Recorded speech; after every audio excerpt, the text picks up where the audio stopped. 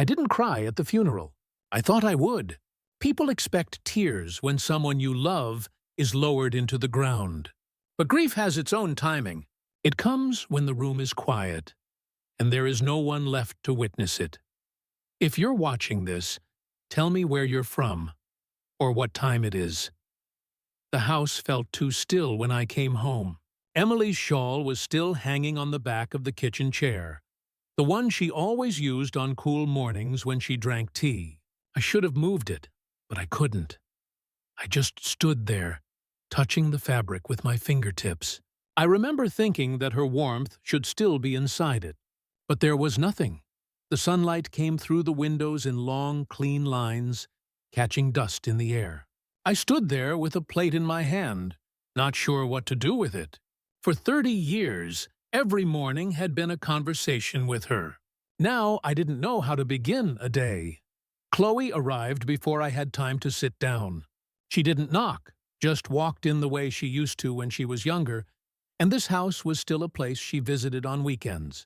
She was wearing sunglasses, though it was cloudy outside. She hugged me, but it was the kind of hug that ends before it begins, arms touching but no weight, no real closeness. She looked around the living room for a long moment. "Mom really loved this place," she said.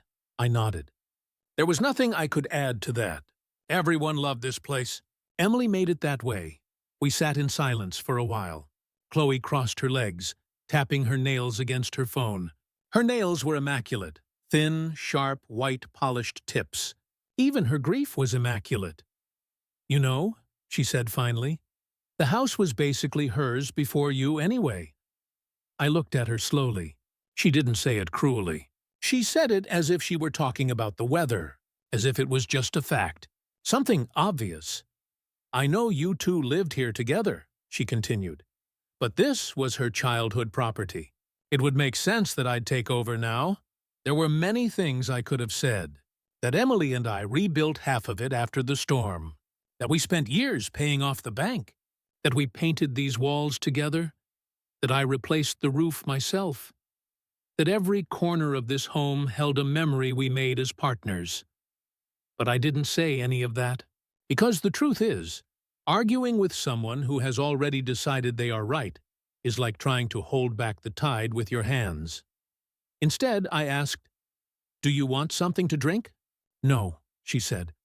"I'm meeting Ryan in an hour." She stood and moved to the hallway, her steps quick and purposeful. I didn't follow her. I didn't need to. I knew where she was going. The master bedroom, Emily's dresser, the jewelry box. She didn't take anything that day. She just opened drawers, looked, measured, assessed. When she left, she said, "We should discuss the property papers soon." And she was gone. The house was louder when she wasn't in it somehow. Empty rooms can echo. The next morning, a white envelope was in the mailbox. The return address was the county clerk's office. Inside was Emily's death certificate. Smooth paper, heavy to the touch, her name typed in precise black letters. Cause of death, cardiac arrest. Date, time, signatures. Clean. Final. I placed it on the kitchen table and stared at it for a long time. The world reduces a whole human life into a single page so easily. But that one page would matter. I slid the certificate into a document folder and locked it in the drawer of my desk. The drawer where I kept everything important. Medical files, tax statements, utility receipts. Emily used to laugh at me for my organization. "You and your paper fortress," she'd call it. But she trusted it, and she trusted me. I made tea the way she used to.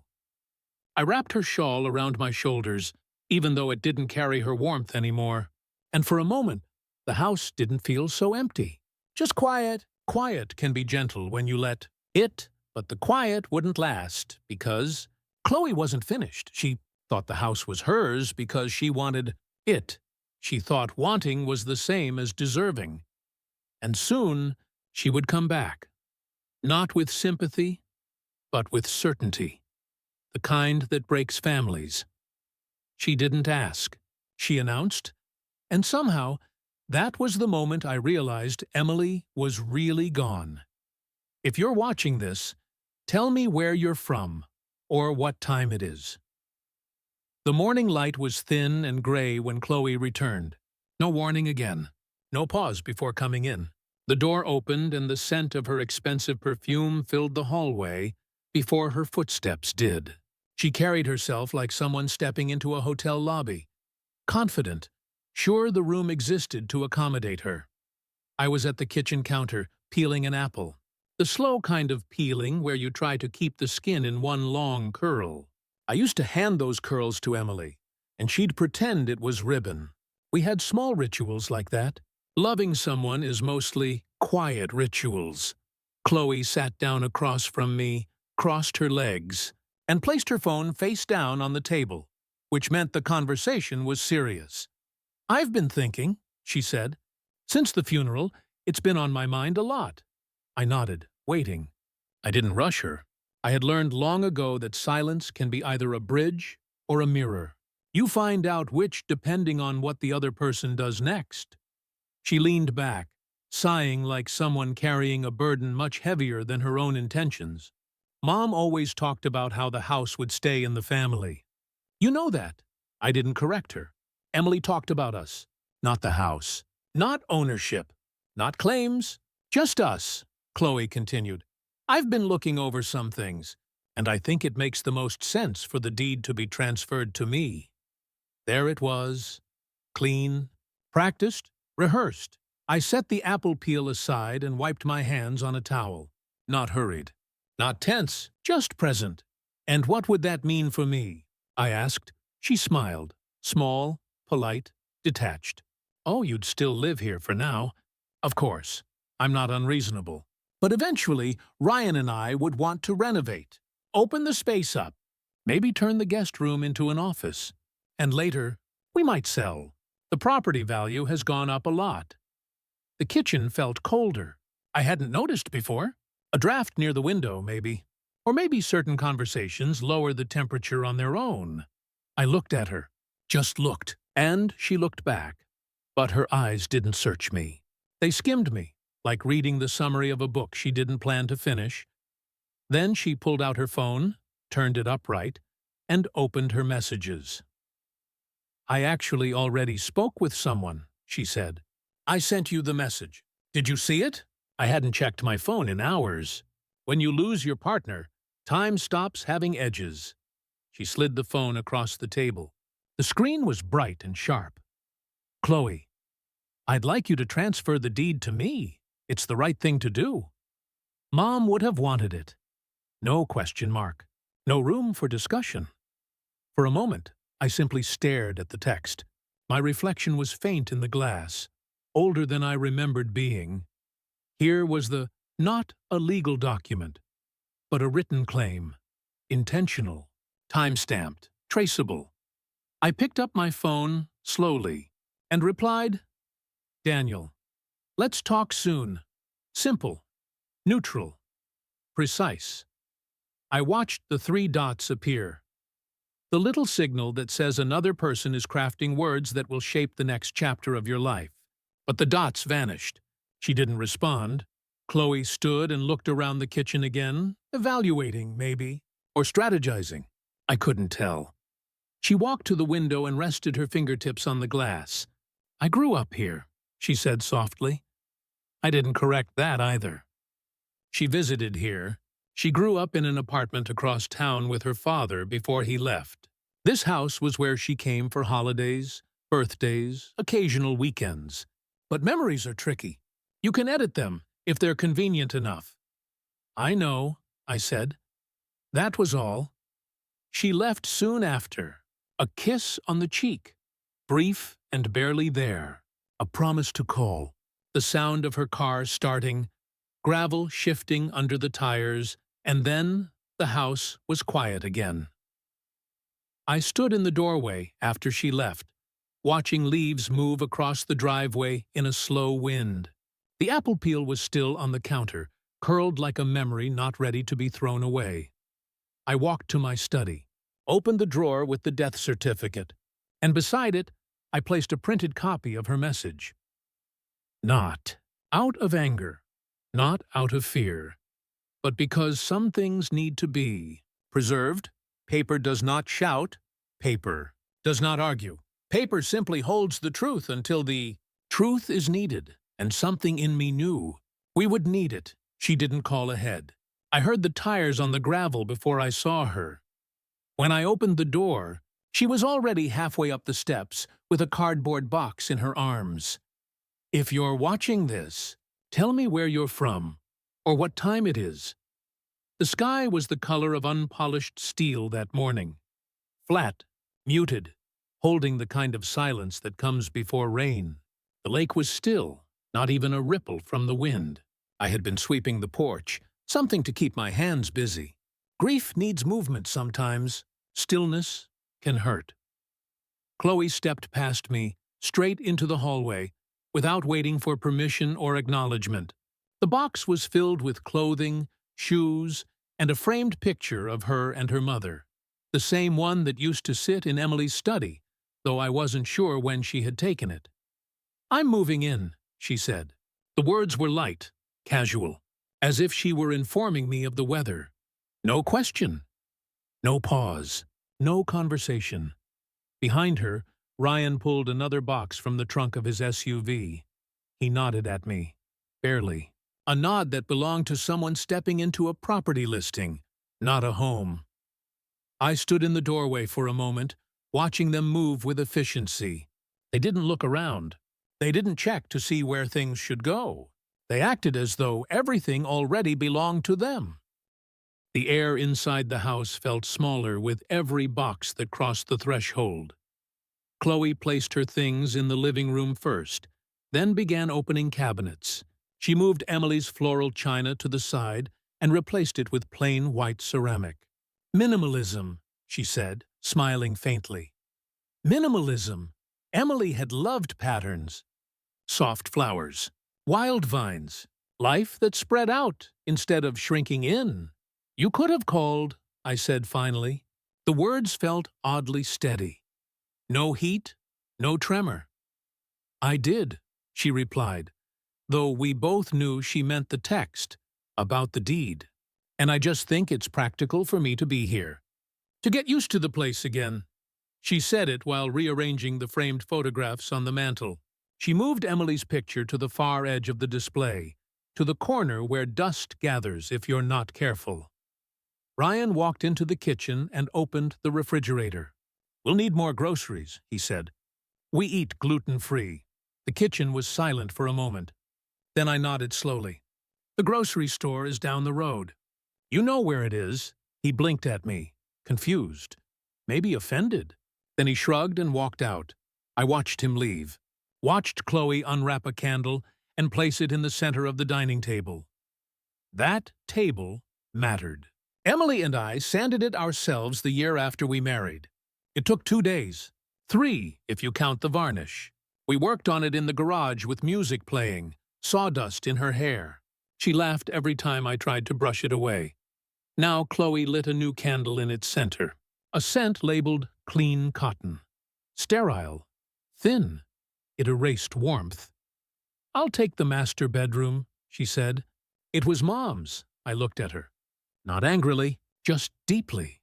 "That was your mother's room," I said quietly. "It was ours." Chloe didn't flinch. "And that's why it should be mine now. I'm honoring her. You can use the guest room." The house seemed to tilt for a moment, just a fraction, enough to feel it. I didn't raise my voice. I didn't argue. I didn't negotiate. "I'll stay where I am," I said. She paused. Not because she understood, but because she was calculating. Ryan returned, holding a shopping bag. "Hey, I picked up a few things," he said, and then handed me a grocery store receipt, the corners still warm from his pocket. It was small, but it was the exact kind of detail that lingers. He expected me to pay. I folded the receipt carefully. Not crumpled, not torn, just folded and placed in my wallet. Paper remembers things people forget. By afternoon, the house no longer sounded like one home. It sounded like 2 territories occupying the same space. Chloe's footsteps were sharp and deliberate. Ryan's were heavy and certain. Mine were slow, but unbroken. When evening came, I sat in the living room alone. Chloe was upstairs, claiming drawers. Ryan was measuring the bedroom walls, just to see what could be done. Measuring, planning, predicting the removal of things not yet removed. I watched them from the hallway, not hiding, just observing. Like someone listening to a storm form on the lake horizon, they didn't look back. It was as if I had become furniture to them. But the thing about storms is, they move in one direction, and not everything standing in their path falls. Some things are rooted deeper than they appear. I set the dining table the same way I always had: 2 plates, spaced evenly, 2 glasses of water, cloth napkins folded simply. When I look back now, I realize I was trying to keep something alive that had already changed shape. If you're watching this, tell me where you're from or what time it is. Chloe came downstairs wearing one of Emily's sweaters, the blue one with the soft cable-knit sleeves. It used to hang a little loose on Emily. On Chloe, it looked like something borrowed from someone she was trying to remember, but not quite succeeding. Ryan followed behind her, scrolling on his phone, pausing only long enough to say, "Smells good," before sitting down. He didn't look up. The world was already somewhere else for him. I made roasted chicken with rosemary.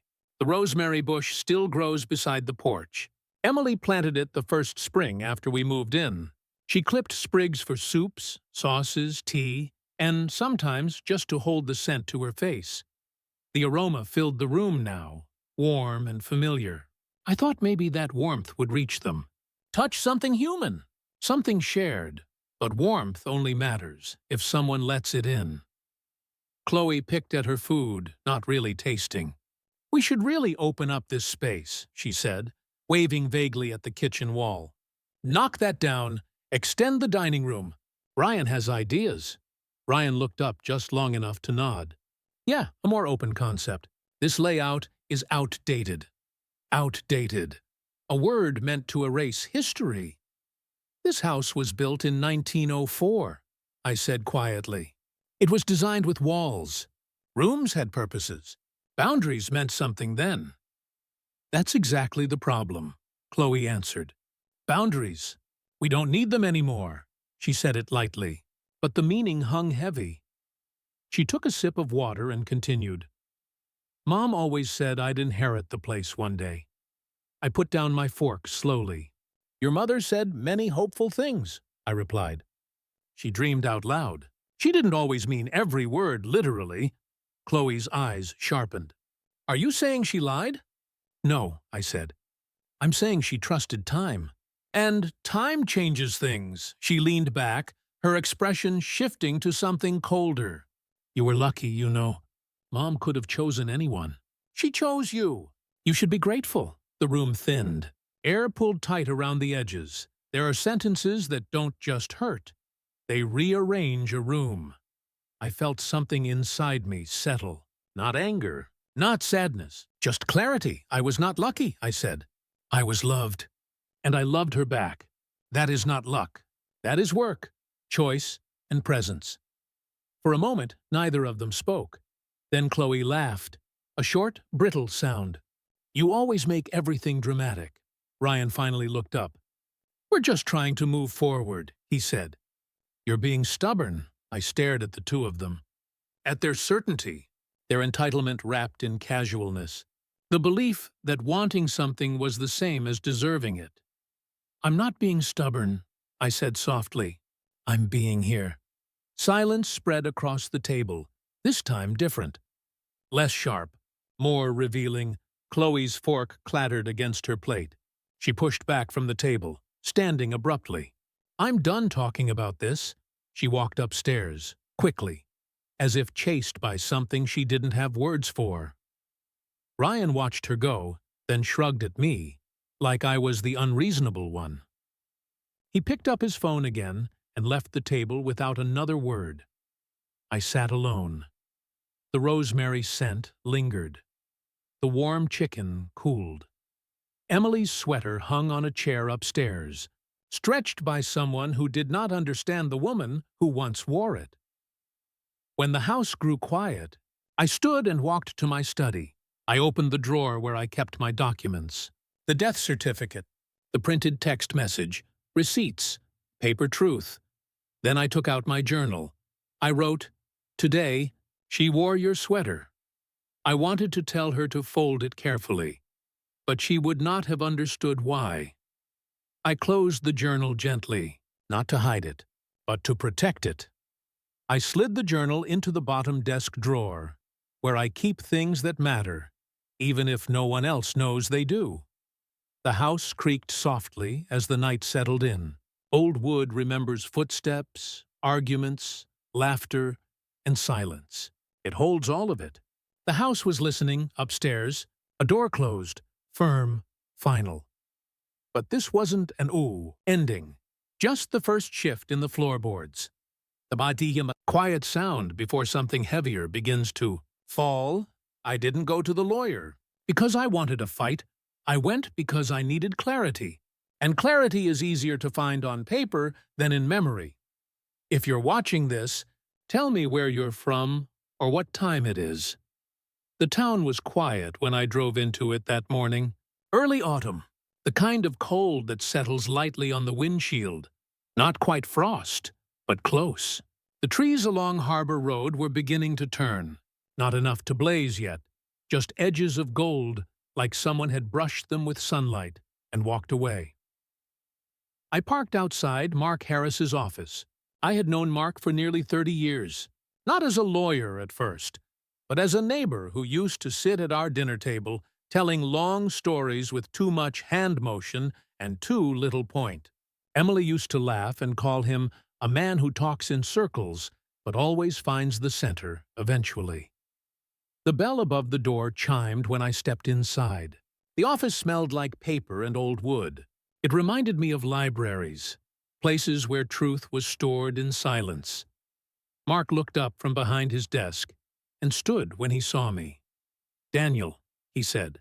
His voice softened, the way people speak when they see grief sitting in your shoulders. "How are you holding up?" There is no correct way to answer that question. Grief isn't something you describe. It's something you carry. "I'm here," I said. It was enough. He gestured for me to sit. He didn't rush to speak. Good lawyers understand silence is not empty. It's gathering. Finally, I said, "Chloe believes the house should be hers. She's already moved in." Mark raised an eyebrow. "Moved in? As in, permanently?" "Yes." He leaned back slowly. "And you allowed it?" I didn't flinch. I didn't stop it. He nodded, not judging, just understanding the shape of the situation. "There is a difference." He stood and walked to a filing cabinet. The metal drawers slid open with the weight of many histories inside them. He took out a manila folder and placed it gently on the desk between us. The folder had Emily's name written on it in careful handwriting. My throat tightened, not painfully, just enough to remind me I was still a person made of feeling and not just decisions. "This is Emily's will," Mark said. He opened the folder. The sound of paper against paper is a quiet one. But in moments like that, it feels louder than any argument could be. He unfolded the document and slid it toward me. The ink had faded slightly with time. Signatures in blue, dates in black, witness lines, notarization stamp. The lines were clean, precise, but something was missing. "I remember this version," I said. "But it was before we refinanced the house. Before we rebuilt the master bathroom. Before so many things." Mark nodded. "This is the will from 8 years ago. Before you and Emily updated the deed together. There should be a revised version. Your joint estate planning file." We both sat quietly for a moment. If the updated will existed, it would change everything. If it didn't, so would that. Mark folded his hands. "Daniel, did Emily ever mention writing a new one?" I closed my eyes, not to think, but to remember. Emily at the dining table, sorting through bank statements, saying, "We should organize everything, just in case." Emily at the kitchen counter, placing documents into envelopes and labeling them. Emily's voice, low and warm.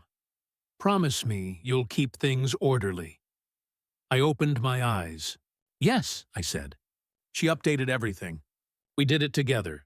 Here, in this office. Mark nodded slowly. Then we're missing something. He stood, reached for another drawer, checked again, carefully, file by file.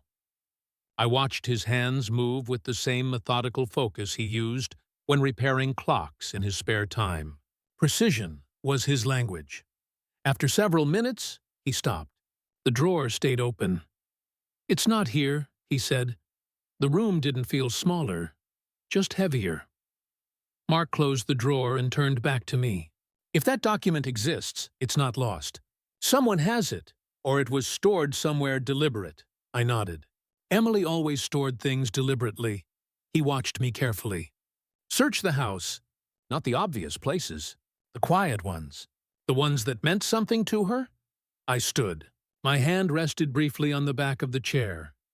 Daniel, Mark said before I left, don't confront Chloe yet. Do nothing until you know exactly what you have. Paper first. Emotion later. Paper first. Emotion later. I drove home through the same autumn trees.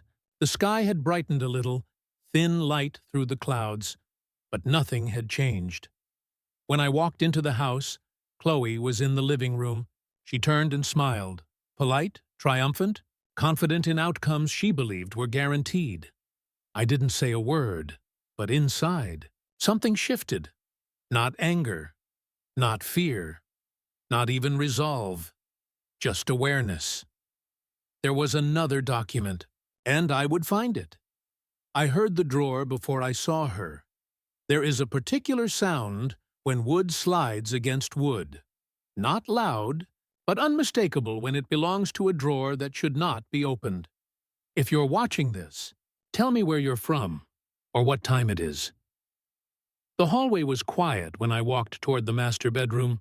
I moved slowly, not sneaking, just careful.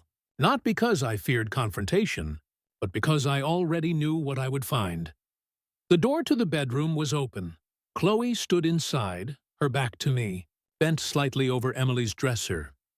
The jewelry box was open on the bed.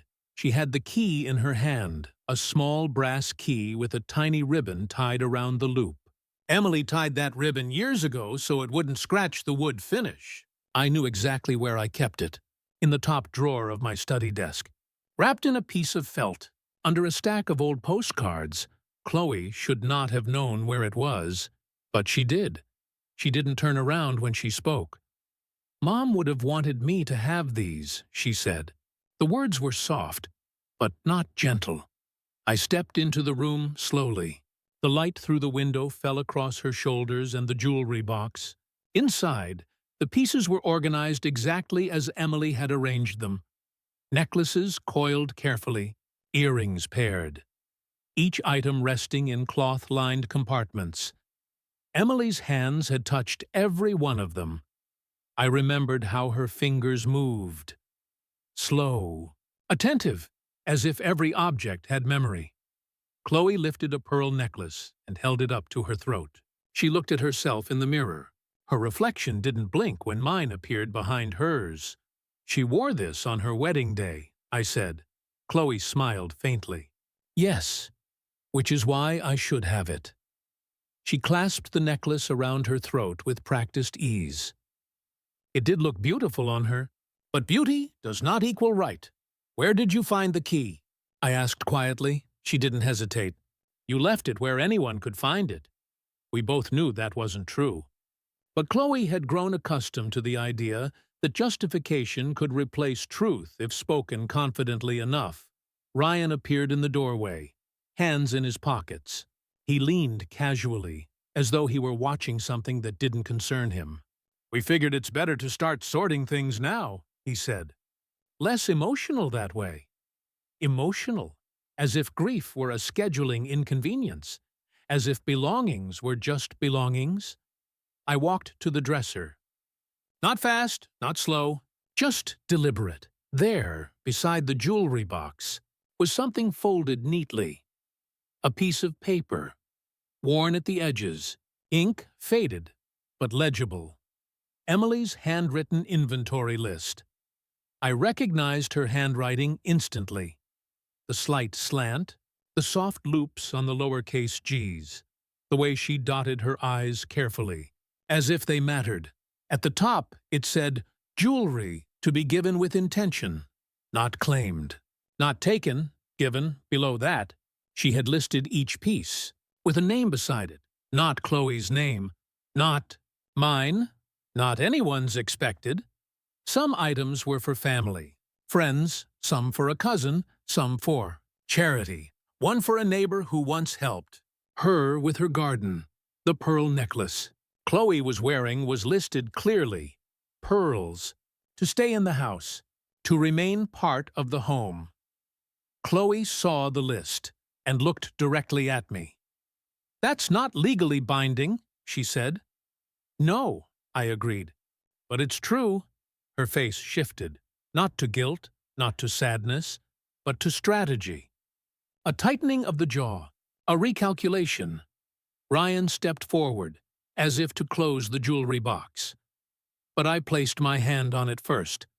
Not forceful, just present. "I won't stop you from grieving," I said. "But this isn't grief. This is taking," Chloe's voice lowered, sharpened. "You're not my father." The room went silent, not because of the words, but because of what followed. She unhooked the necklace, slowly, and placed it back in the box, not out of understanding, but because the list meant something to her mother, and she knew that I knew. That. She closed the box lid gently. Ryan exhaled, disappointed, but willing to wait for another angle. Another day, Chloe picked up the key, held it, then set it on the dresser between us, a small surrender. Temporary, not final. They left the room. Their footsteps receded down the hall. I stayed. The jewelry box, the list, the key. They sat in a triangle of quiet truth. Emily had recorded more than items she recorded. Intention. Memory. Love translated into paper. Paper does not shout, but it does not forget. I locked the box. I folded the list. Placed both into a drawer. I knew Chloe would never think to look in, but I also knew something else. If she had found the first key, she would look again. The thing about conflict is that it rarely begins with shouting. It starts quietly, with something printed, folded, and left where you'll find it. If you're watching this, tell me where you're from or what time it is. It was a Tuesday morning when it happened. A thin layer of fog was resting on the lake, soft and low, as if the world was holding its breath. I had just poured myself a cup of coffee when I saw the envelope on the kitchen counter. White, crisp, uncreased, placed carefully, not tossed, not forgotten. Presented, my name was written on the front in Chloe's handwriting. She had a neat, intentional pen stroke, each letter shaped with precision, as though style could make something more reasonable. I didn't open it immediately. There are some things you don't rush, not because you fear them, but because you want to see them clearly. Chloe was at the sink, rinsing an apple. She didn't look up. She didn't need to. The envelope was her presence in the room. "Ryan and I talked," she said, as if continuing a conversation we had never begun. "We think it's for the best that we formalize the living arrangements." I held the envelope loosely. "Formalize," I repeated. The word tasted like metal. She nodded. "You've been through a lot, and I know you're attached to this place. So we want to help make the transition smooth." There it was, the gentle voice of someone who believes they are being kind while cutting. "The ground beneath your feet." I opened the envelope. Inside was a printed document, pulled from some landlord template online, the formatting too clean, the language too general to be real. Notice to vacate. Not legal, not signed, not enforceable, but intentional. I read the line. Occupant is required to vacate the premises within 30 days. I folded the notice carefully. No tearing, no reaction, no spectacle. I placed it on the counter beside the fruit bowl. "Did you think this would make things easier?" I asked. Chloe dried her hands. "I thought it would make things clear," she said softly. "Mom would want us to be practical." There it was again. Mom would want. People use the dead as shields when the living object. I looked at her, really looked, and I saw something I hadn't seen before. Fear, not of me, not of legal consequences, but of being left with nothing to cling to, of losing the last place she believed proved she belonged somewhere. "Chloe," I said gently, "grief does not make you the owner of a house." Her expression flickered. Just a second, a crack in the certainty. She turned away quickly. "You don't understand. Maybe I didn't. Or maybe I understood too well." Ryan walked in then, keys in hand, ready to play the role of reinforcement. He glanced at the document on the counter and spoke with the confidence of someone who had never been told no. "We're just trying to get ahead of things. It's better for everyone if you move somewhere."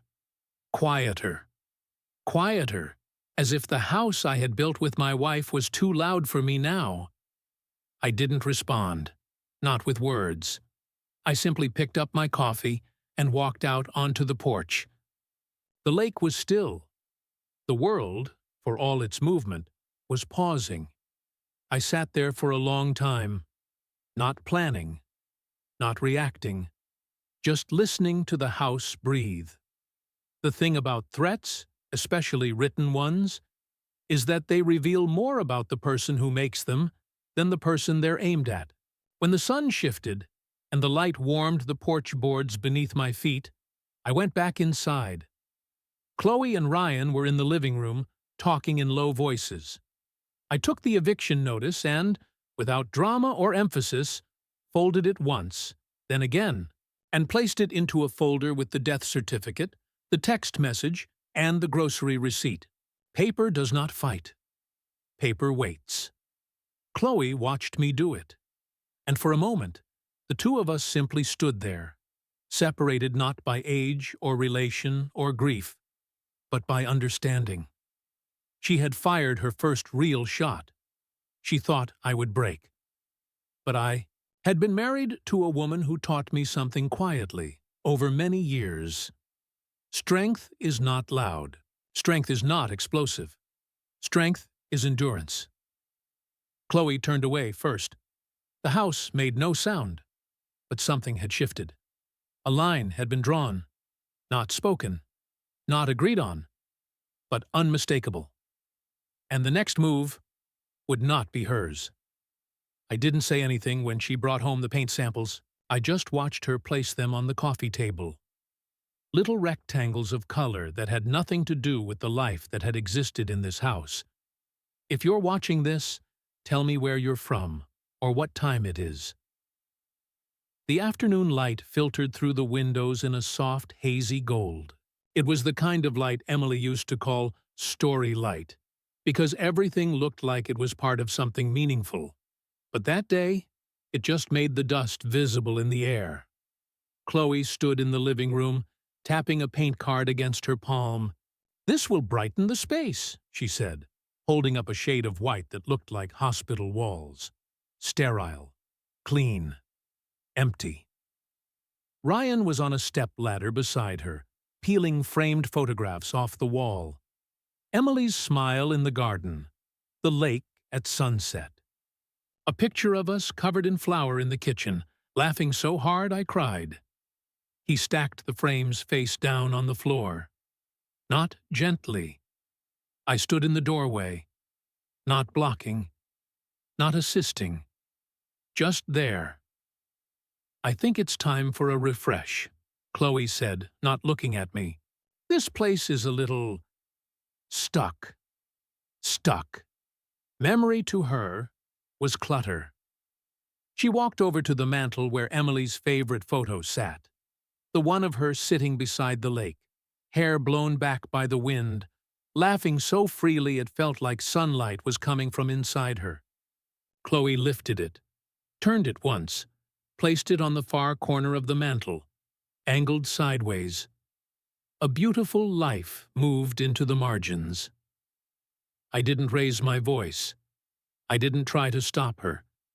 There is no point in arguing with someone who rearranges rooms the way they rearrange truth, confidently, without hesitation, without looking back to see what they've displaced. Evelyn, our neighbor, knocked on the door as Ryan continued adjusting furniture.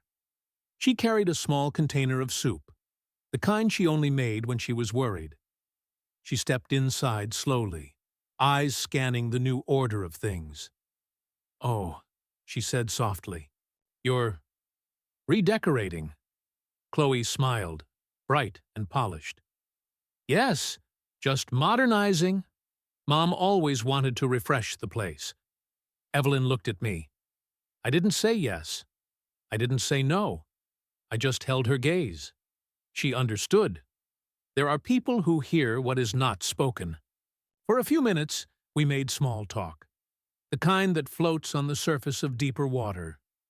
Then Ryan announced he needed to measure the living room for layout flow. He spoke like someone who believed houses existed to be curated, not lived in. Before they moved anything else, I quietly took my phone from my pocket and photographed each wall, each shelf, each object exactly where Emily had placed it. The timestamp saved automatically. Truth burns slow, not loud. Chloe didn't notice. People rarely notice the person who isn't trying to take anything from them. She picked up another frame, one of Emily and me on our 10th anniversary, and paused. Just a flicker. Something moved behind her eyes. A memory. A longing. A wound. Then it was gone. She placed the frame face down with the others. By evening, the living room no longer felt like the home Emily and I had built. It felt like a space preparing for strangers. Chloe stood at the window, arms crossed. "This house has good bones," she said. "It just needs reimagining." I didn't respond. Some statements don't require answers, they just reveal. Ryan came back with a tape measure and began marking distances between the mantel and the far wall. "If we move the couch here," he said, "we can make room for a home office setup." Chloe nodded. "Yes, and maybe the guest room for storage. Dad won't need it." Dad, not Daniel, not even a name. A placeholder for obligation. That word didn't hurt, it simply clarified. They saw me as temporary, a resident, a detail. But the house knew me. Every nail I hammered, every board I sanded, every photo Emily hung while we laughed about crooked frames. There are things that can't be repainted out of wood. That night, when the house finally quieted, I stood alone in the living room. The walls were bare. The air was unfamiliar. A home can become foreign very quickly, not because of what is removed, but because of who removes it.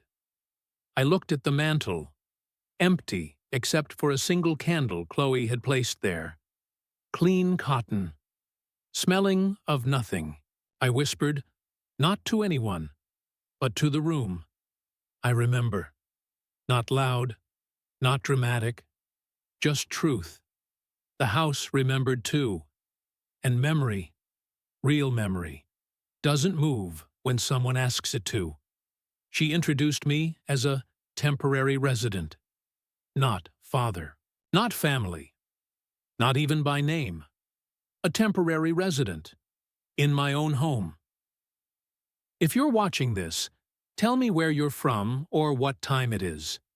It happened on a Saturday evening. The kind of evening that should have been slow and quiet. A warm meal, a soft chair, the lake fading into dusk. Instead, Chloe decided we were hosting a small dinner. She said it the way people say it's just business, meaning you don't get a vote. She moved through the kitchen with restless purpose, chopping vegetables, arranging plates, placing flowers on the table that had nothing to do with this house. Bright lilies, too polished, too loud. Emily always kept wildflowers, small ones, imperfect ones, the kind you gather, not buy. Ryan was opening a bottle of wine, expensive, sharp, chosen for performance rather than taste. He poured glasses as if preparing a stage, not a dinner. I watched quietly, seated at the far end of the table. I could have helped. I could have argued. I could have refused. But some things are seen clearly only when you allow them to unfold fully. The guests arrived just after sunset. Two of Chloe's friends, polished, immaculate, voices that moved quickly, like they were always running late, even when sitting down. They swept into the house with laughter that didn't belong to this place. Not cruel laughter, just unrooted, unaware laughter. I stood to greet them. "This is Daniel," Chloe said, smiling the sort of smile people wear when they want to seem gracious. "He's staying here for now while we sort out the house situation." I felt the room sharpen. A sentence like that is not loud, but it cuts. Her friends nodded politely, but their eyes flickered. A flicker says enough. A flicker says, "Oh, that's the story." I didn't correct her. I didn't need to. Truth doesn't panic. We sat down for dinner. The table was beautifully set, but it felt like a stage set, not a meal. Chloe talked. She talked about renovation plans, color palettes, interior layouts, resale projections. She talked about the future vision of the property, like the house was an object on a brochure. Ryan chimed in about investment value. Their friends nodded and encouraged. Wide smiles, sparkling enthusiasm. Through it all, my silence sat at the table like a third pillar. Finally, one of the guests, Claire, I think, turned to me with genuine curiosity. "And what do you think of the redesign?" The room quieted. Not a tense silence, just the silence of real attention. I set down my fork. "I think homes remember things," I said softly. Laughter, arguments, coffee brewing in the morning, the sound of someone humming while folding laundry. I think walls hold those things, and when you change too much at once, the house can forget who it has been. Claire blinked. Her expression softened. Not pity, not discomfort, just thought. But Chloe laughed. Light, sharp, quick. "Oh, Daniel is sentimental," she said. "He gets attached to things. Things." The word landed the way a stone lands in still water. Small splash, long ripples. I didn't correct her either. But Evelyn noticed. She had slipped in near the end of the meal, bringing a basket of bread the way she always had.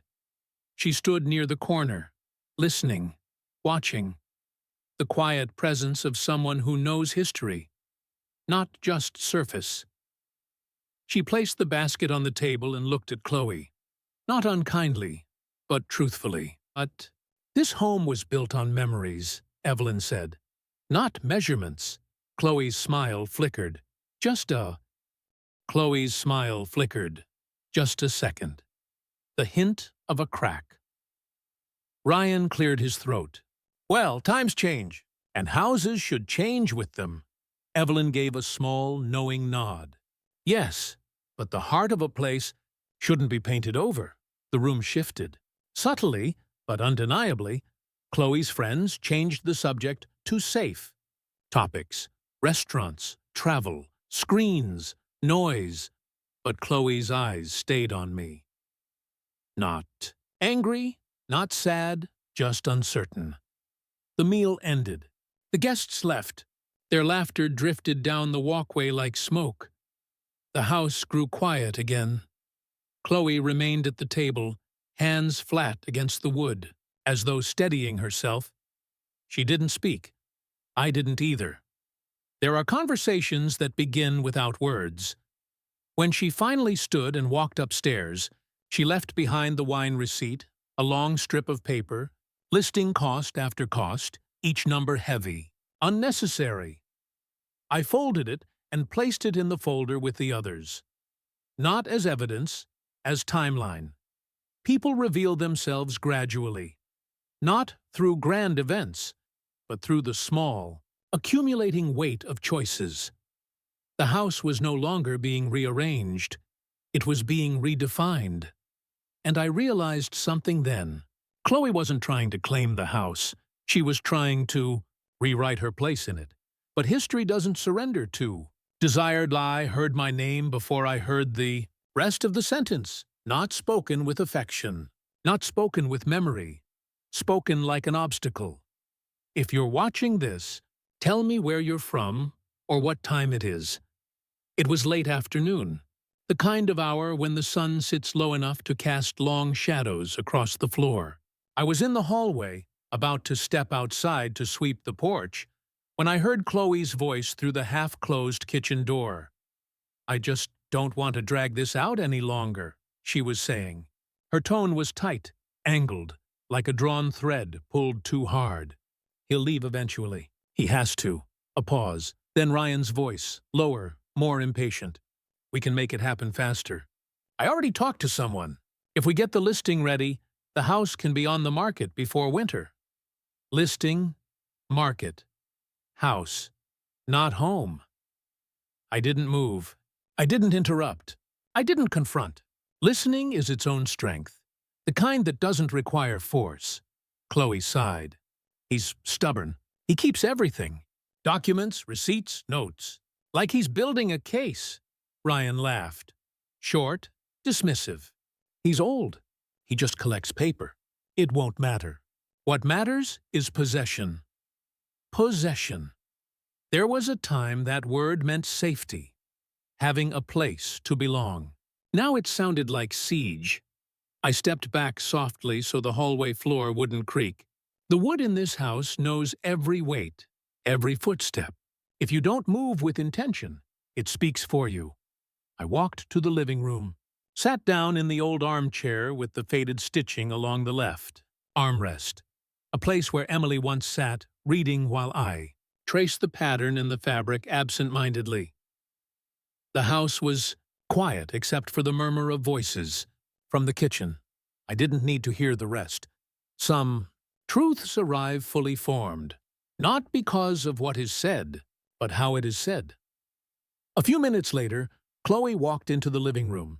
She froze for just half a second when she saw me, not because she was afraid, but because she didn't expect to be seen. "Oh," she said lightly, smoothing her hair. "Didn't hear you come in." "I was already here," I replied. Her eyes flicked down for an instant. Guilt, flicker thin, or maybe awareness. Hard to tell with Chloe. Her emotions move like reflections on glass, visible, but never quite solid. She crossed her arms. "Ryan and I were discussing logistics. We're trying to make this easier. For everyone. Easier." There's that word again. Used when someone wants something taken from you quietly. I didn't challenge her. I simply asked, "What's the hurry?" Her jaw tightened. "Because this house is mine, or should be. And the longer we wait, the harder it gets." She walked upstairs, fast, as if motion could outrun consequence. Ryan followed her, phone still in hand, thumb hovering over something unsent. When the house settled again, I took out my phone. I scrolled through my recent call log. There it was. Chloe, 26 minutes yesterday. Chloe, 18 minutes earlier today. Unknown number. Local real estate office. I took a screenshot, saved it in the same folder as the eviction notice, the grocery receipt, the text message. Not because I needed evidence, because I needed a timeline. Paper isn't just proof. Paper is pattern. I stepped outside onto the porch. The lake was perfectly still, a sheet of silver reflecting the sky. I stood there, breathing in the cool air, letting the weight of the moment settle in my chest. Not heavy, just real. The thing about betrayal is that it doesn't always feel like a strike. Sometimes it feels like distance, like someone slowly backing away while keeping their eyes on what they want to take with them. When I came back inside, Chloe and Ryan were leaving. She grabbed her coat. He jingled keys. "We'll be back later," she said, avoiding my eyes. I nodded. "Drive safe." She hesitated, one heartbeat of hesitation, then left. The door closed. Silence returned. Not peace. Just silence. I walked to the study, opened the bottom drawer, looked at the documents I had collected so far. Nothing dramatic, nothing explosive. But together, they formed a map of intention. A slow, deliberate attempt to erase me from my own life.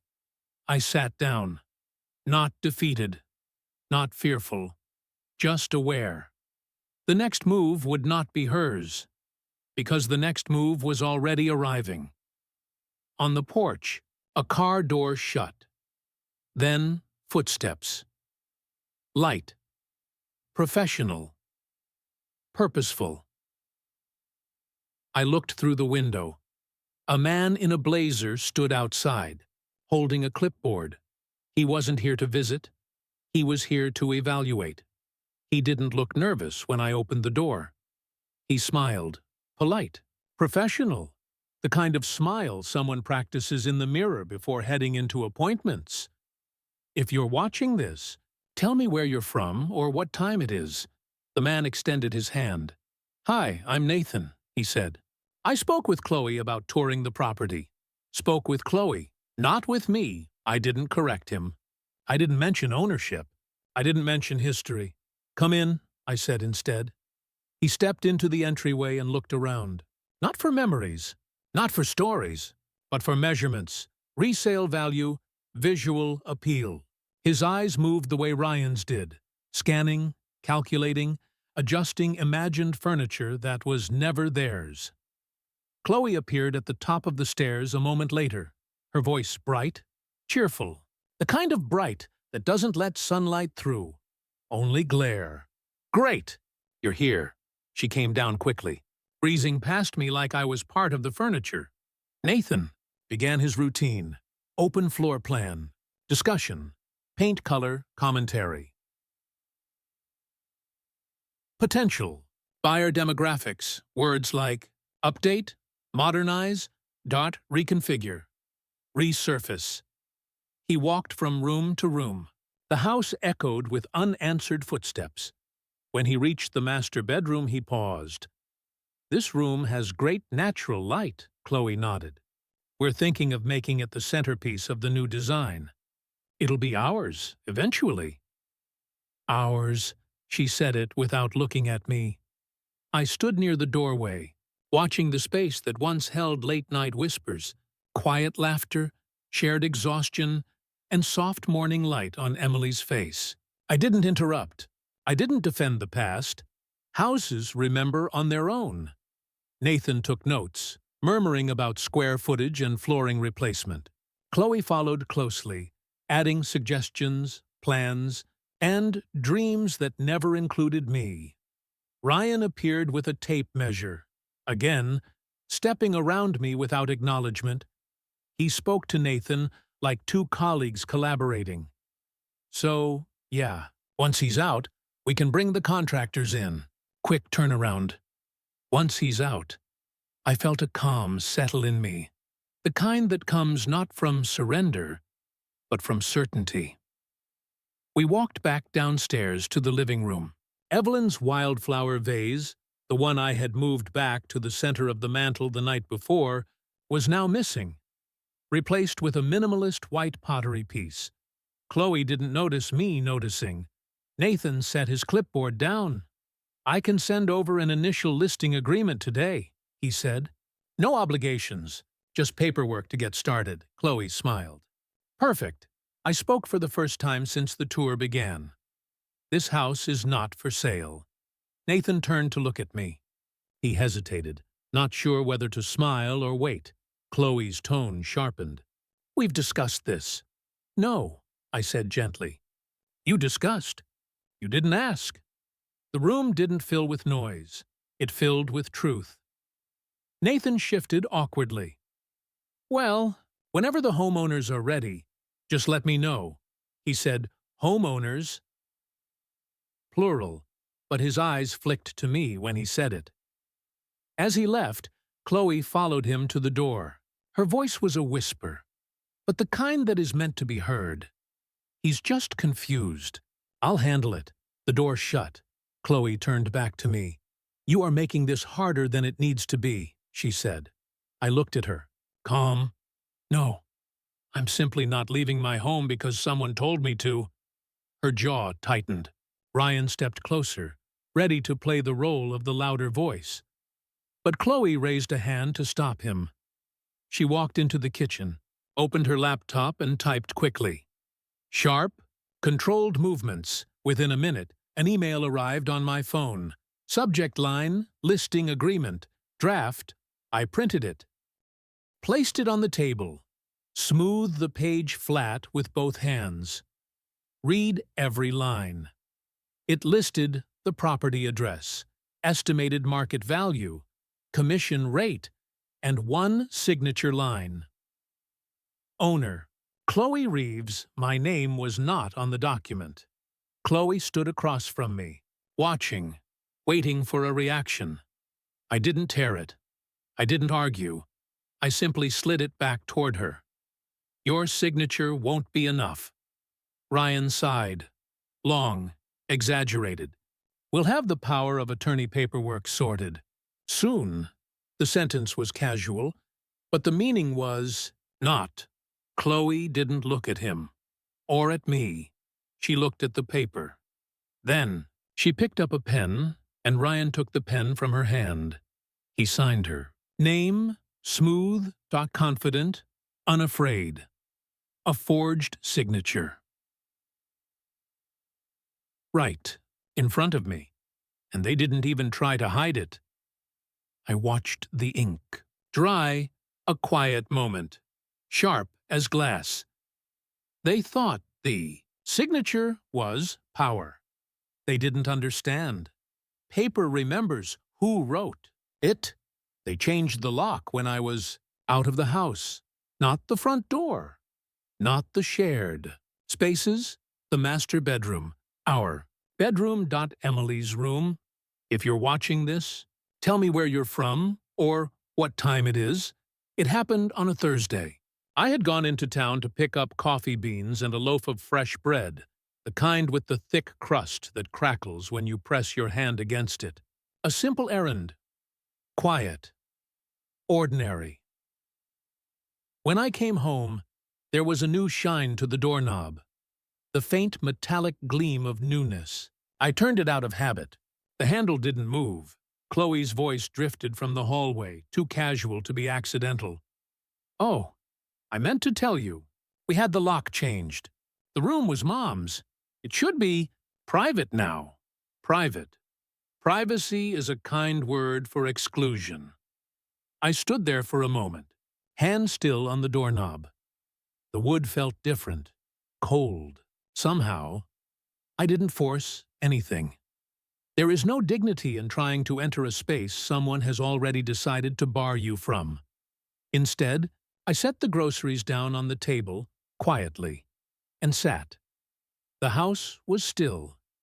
Even the lake seemed to hold its breath. Chloe walked past me toward the kitchen, humming something tuneless. Ryan came down the stairs carrying a measuring tape and a notepad, looking like someone mid-project. They didn't look at me, not to avoid guilt, just because they believed the matter was settled.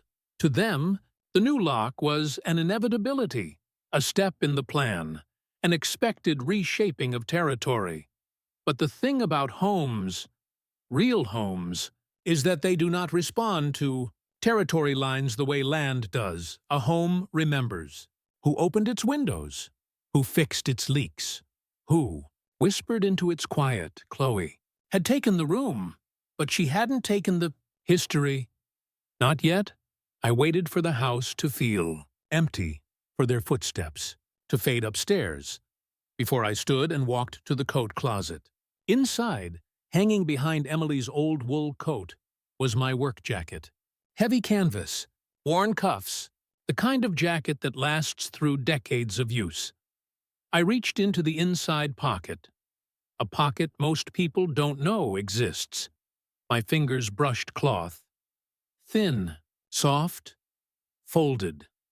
Not paper, but something wrapped in paper. A small envelope, sealed and taped neatly. Emily's handwriting on the front, for when the house forgets its shape. Inside the envelope was a second key, not to the master bedroom, to a safety deposit box. Box 217, at the town bank. A quiet exhale escaped me. Emily had always known how to prepare for storms the weather report couldn't see. I sat down on the edge of the hallway bench. The key lay in my palm, small but heavy with meaning. It was brass, worn smooth along the edges from being handled long before today. She had held this key. She had thought about this moment. I closed my hand around it. The door upstairs shut. Chloe's. Then another. Ryan's. Their voices drifted through the ceiling, indistinct and unimportant. Plans, fixtures, schedules. I stood, calm, and stepped outside. The air was cold. Early autumn, settling properly this time. Leaves shifted across the driveway like whispers. The lake was a still sheet of silver. I walked toward it, not fast, not urgent, just present. The bench near the water was where Emily and I once sat and made decisions. Some large, some small, some just promises we whispered into the wind because promises don't always need witnesses. I sat, the key rested in my palm. I remembered the day we opened the safety deposit box together. Her hair was pulled back with a copper clip. She had laughed at something I said. I don't even remember the joke now. I just remember the sound of her laughter, the way it filled the small bank vault room like light. She had put something in there. Not money, not jewelry. Something she didn't want time, or people, to tamper with. I traced the grooves of the key with my thumb. Chloe believed she had secured the house by locking a door. But houses do not belong to keys. They belong to the hands that built their lives inside them.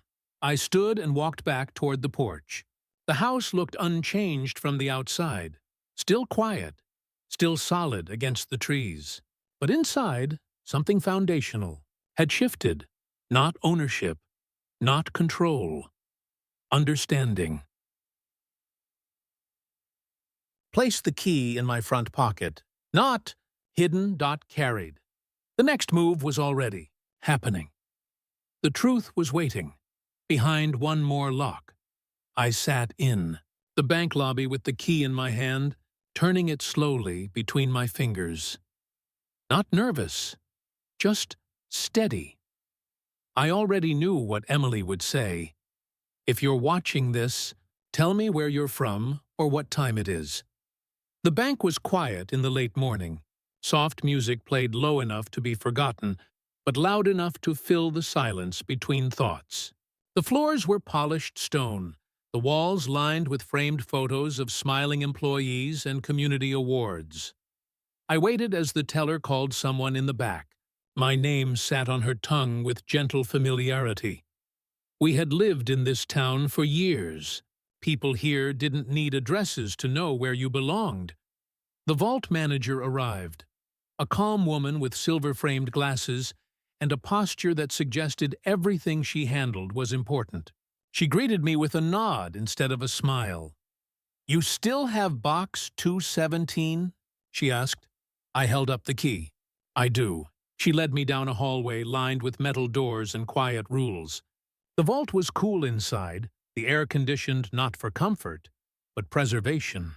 Metal boxes stacked like narrow drawers of memory. When she unlocked the door and stepped back, I pulled the box out myself. It felt lighter than I expected. Memory can weigh more than metal. She placed it on the viewing table and left me alone. Privacy born from respect, not secrecy. For a long moment, I did nothing, just placed my hand on the lid and breathed.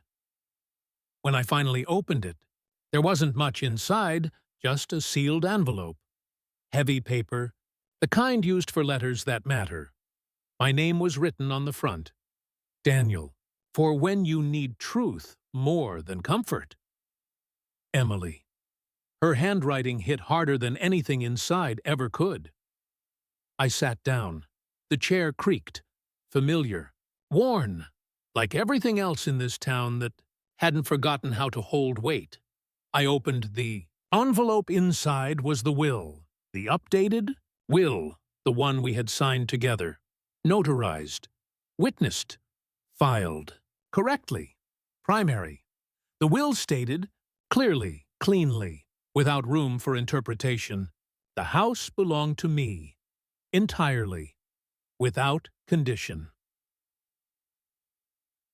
No shared claim, no inheritance, clause, no eventual transition to Chloe, just my name, on the property, on the deed, on the responsibility.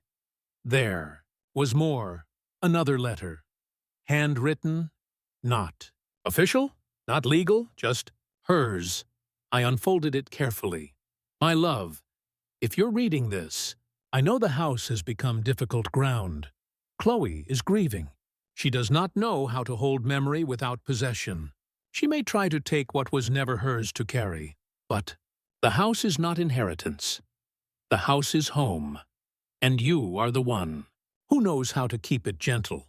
Do not let anyone rewrite what we built, not through guilt, force, or noise, but also do not hate her. Her hurt is loud because she does not know how to speak quietly. I trust you to protect what we made, not as a fortress, but as something alive. Don't worry about being strong. You already are. Emily, I didn't cry. Not because I didn't feel it, but because some love sits so deep it doesn't need to flood to be seen. I placed the letter back in the envelope. Not to hide it, to preserve it. Before I closed the box, I noticed one more thing inside. A small photograph. Emily and Chloe. Taken years ago. Chloe, maybe 12. Emily kneeling behind her, arms wrapped around her shoulders, both smiling, both alive, in a way. Grief tries to erase. I took the photograph too. The two. Vault manager returned and guided me back to the lobby. No words, only presence. When I stepped outside, the air smelled like autumn again, crisp, cool, real. I sat in my car, the will on the seat beside me, weighty, solid, quiet. This was not a weapon. It was a boundary, a truth that did not need to shout to be final. On the drive home, I didn't think about confrontation or victory or punishment. I thought about Emily's line, her hurt is loud because she does not know how to speak quietly. The house came into view. Still, patient, waiting. Chloe and Ryan were inside, still planning, still moving furniture that wasn't theirs to move. I stood outside the car for a moment, the envelope in my hand. I didn't rush inside to show it. Not yet. Truth does not need to be thrown. It can simply be placed, and when it is placed, everything around it shifts. I cooked dinner that night, not out of routine or courtesy or obligation, but because I needed the house to remember how it once felt. If you're watching this, tell me where you're from or what time it is. The kitchen was warm. The oven hummed softly. The rosemary plant on the windowsill was still growing, still alive, still offering its quiet, steady scent to whomever cared enough to inhale. I chopped vegetables slowly, running my knife along the board in calm, even strokes. Chloe and Ryan were upstairs. I could hear faint footsteps, the murmur of their voices, plans spoken in low tones, as if the volume of the words changed their weight. I set the table for 3. Not 2. Not 1. 3. Just as it had been before everything shifted. When I called them down, they came reluctantly. Chloe walked in first, her expression unreadable, not surprised but cautious. Ryan followed, glancing at the plates, then at me, then back down again. No one spoke right away. We ate, slowly. No bright conversation. No confrontation. Just forks against plates, and the quiet breathing of people who suddenly remembered. That silence can be loud. Chloe took a bite, paused, and spoke first. "This is good," she said. "Not sarcastic, not performative, just real." "I used your mother's recipe," I said. Something flickered across her face. Not pain, not nostalgia, something smaller. Something she didn't give permission to surface. We kept eating. The house felt different that night. Not tense, simply honest. Like everyone had finally run out of performance. Like the quiet was the closest thing to truth we'd had in months. Ryan cleared his throat. "We should talk about—" "Not tonight," I interrupted. "Not loudly. Just firmly enough to hold the air still." Chloe looked at me, carefully, as if seeing something she hadn't expected. I didn't try to smile. I didn't explain. I didn't justify. There are moments when dignity does not raise its voice. It simply stands. We finished dinner. Chloe gathered the plates, almost by reflex. She stopped halfway to the sink, as if realizing the gesture meant something, then continued anyway. Ryan dried. I wiped the table. We moved like 3 people who remembered, briefly, how to be human to one another. When the kitchen was clean, I poured tea, chamomile, light, the kind Emily always made on quiet nights. I placed a cup in front of Chloe, one in front of Ryan, and sat down with my own. Steam rose between us. That was when I placed the appointment confirmation slip on the table. Single printed paper. Tomorrow's meeting with the attorney. The date. The time. The location. 3 names. Listed. Mine. Chloe's. Ryan's. Chloe stared at the slip. Her fingers tightened slightly. Around her mug, Ryan's jaw clenched, just enough to catch the candlelight. The house held its breath. "We're meeting with Mark tomorrow," I said. "All of us. Everything will be discussed there. Not here, not in passing, not in whispers." Chloe didn't speak at first. She looked at the paper, then at me. Her eyes were not angry. They were afraid. Not fear of loss, but fear of truth. Because truth has edges. And she could feel one, near. She nodded, almost imperceptibly. "Okay," she whispered. Ryan didn't agree verbally, but he didn't argue. The conversation was over. I stood and began turning off the lights. The house dimmed room by room, warm yellow fading into soft blue shadows. Before heading upstairs, Chloe paused in the living room doorway, the same spot where so much had been moved, rearranged, replaced. She didn't turn around when she spoke. "I don't want to fight, Daniel." Her voice was small. I answered gently. "Then, don't start one." She swallowed, not visibly, but in the way people do when they realize the ground beneath them is not as solid as they believed. She went upstairs. Ryan followed, slower. The house settled. I stepped out onto the porch. The lake was still, dark glass reflecting the moon. I stood there and breathed. Not in relief, not in triumph, just in readiness. The truth was in my pocket, folded, quiet, patient. Emily's handwriting, her voice on paper, her certainty. Tomorrow, someone would open an envelope, and after that, nothing would be the same. She walked into the lawyer's office like someone collecting a prize. Chin high, shoulders back, a practiced calm. If you're watching this, tell me where you're from or what time it is. The office smelled faintly of cedar and old books, the same as always. Mark kept framed maps on the wall. Land parcels, county lines, topographical sketches, maps that showed how land changed hands across years, across families, across stories. Land does not care who claims it. But homes do. Chloe sat across from Mark's desk. Ryan sat just behind her, like a shadow that believed itself armor. I took the chair to the side, close enough to be part of the conversation, far enough to see everything clearly. Mark entered quietly. He didn't smile. He didn't posture. He only looked at each of us with the kind of measured attention that lawyers develop from decades of listening to what is spoken and unspoken.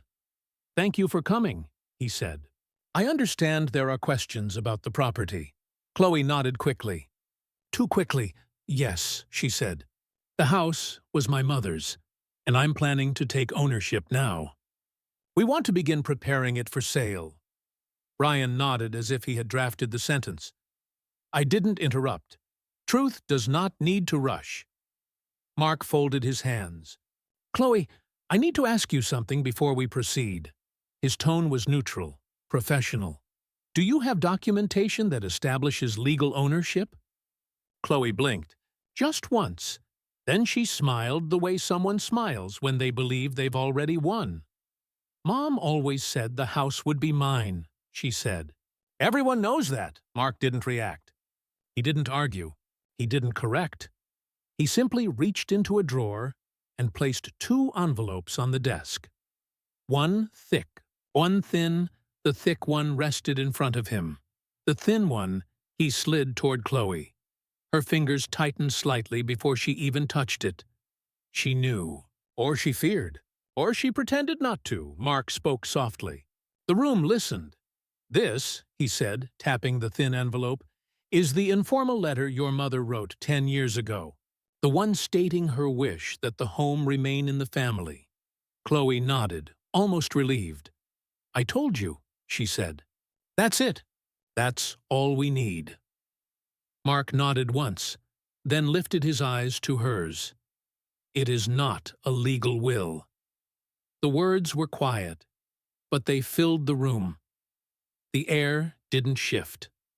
We did. Chloe's smile faltered. Not fully, just enough to show its edges. Ryan tried to speak, but Mark raised a hand, polite, firm. "Intent is not ownership," he said, "and a house cannot be inherited from memory."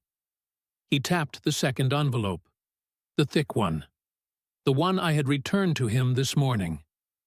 "This," he said, "is the final notarized will executed. 3 years ago."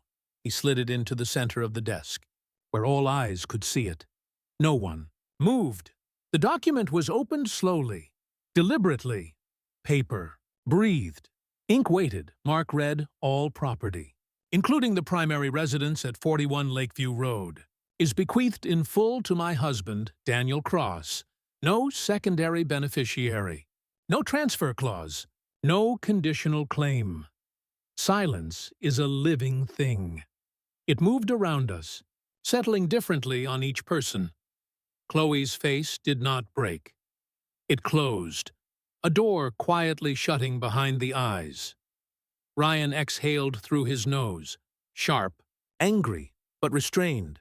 The kind of restraint that comes from realizing the rulebook was real after all. I did not speak. There was nothing to add. Truth did not require commentary. Chloe finally found words. She must not have updated it again," she said. "This can't be the final version." She told me. Mark's voice softened, not with sympathy, with understanding. She did tell you, he said.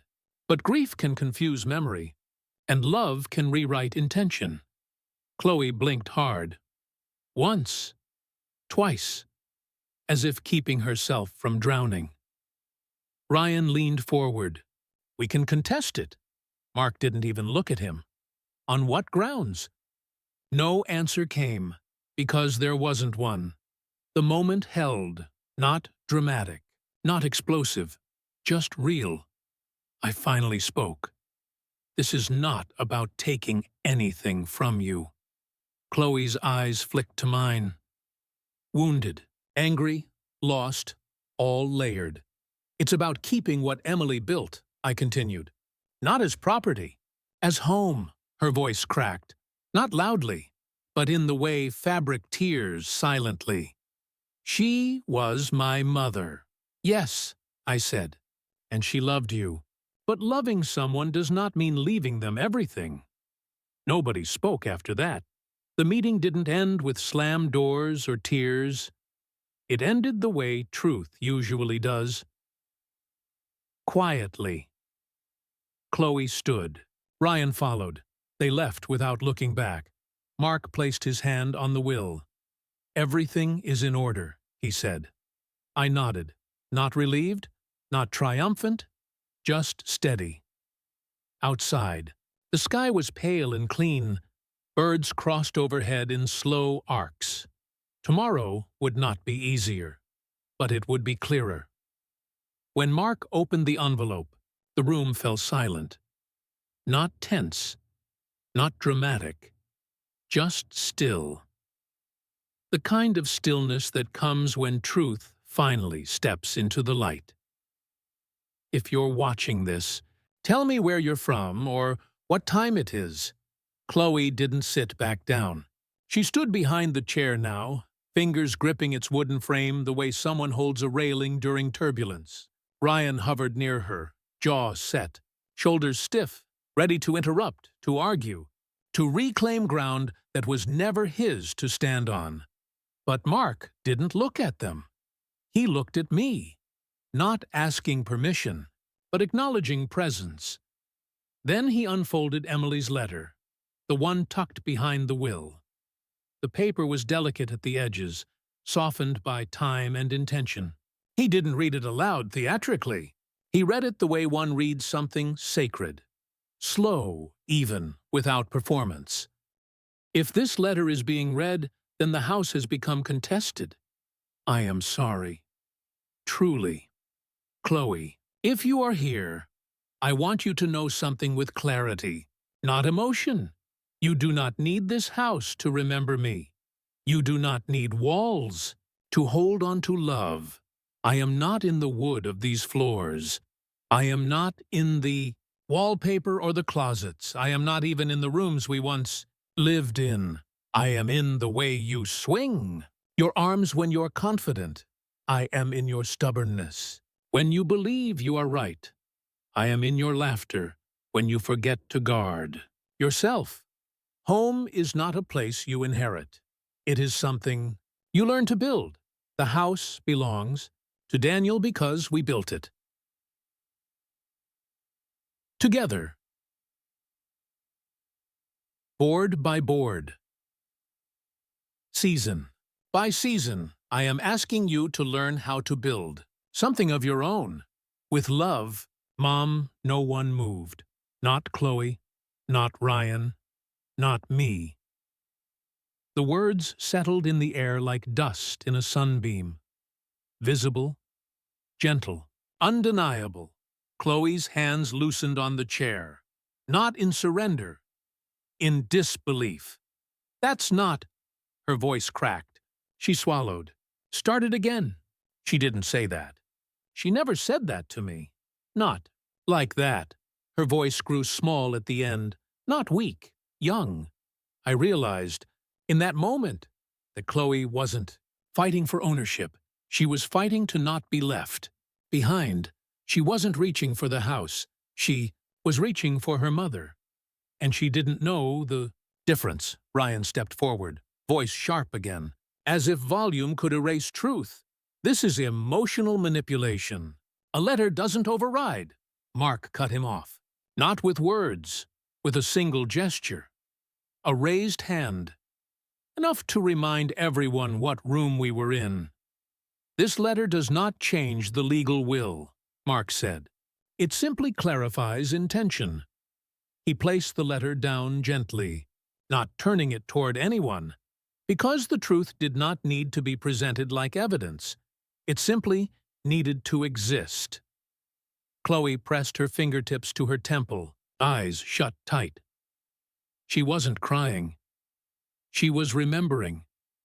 And remembering is sometimes the sharpest form of pain.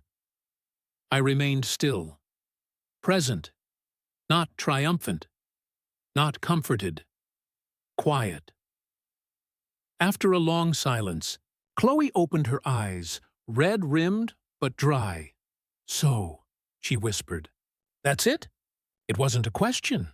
It was an exhale. The kind that comes when fighting becomes exhausting. "No," Mark said gently. "There is one more part." He opened a smaller document. A simple acknowledgement form, printed cleanly, legally standard. It stated, "By signing this, you acknowledge the validity of the will and agree not to contest ownership." Chloe stared at the signature line, her name printed cleanly beneath it. Her future condensed into a single stroke of ink. Ryan leaned in. "Don't sign. We can—" Chloe held up her hand. The same gesture Emily used when she needed silence in a room.